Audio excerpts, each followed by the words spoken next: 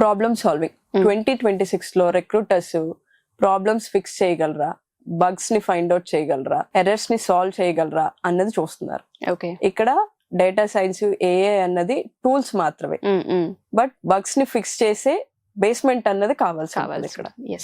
Third point, job market. 2026 report ప్రకారం మనకి ఇక్కడ 60% పైథాన్ జావా మీద నడుస్తుందండి. 60% ఆఫ్ జాబ్స్ పైథాన్ జావా మీద ఉన్నాయి.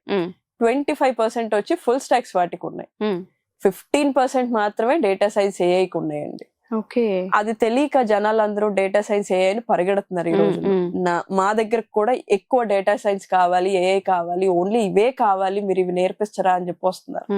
దానికన్నా ముందు ఈ బేస్ అన్నది చాలా మనకి ఎప్పుడు స్కోప్ ఎక్కడ ఎక్కువ ఉంటుందో అక్కడ మనం ట్రై చేస్తే మనం ఈజీగా జాబ్ అన్నది క్రాక్ చేసుకోగలమని నేను చెప్తాను. ఎస్పెషల్లీ 2026 లో అయితే 2026 వాళ్ళకి మార్కెట్ పైథాన్ జావా వాళ్ళకి బాగా ఉందండి.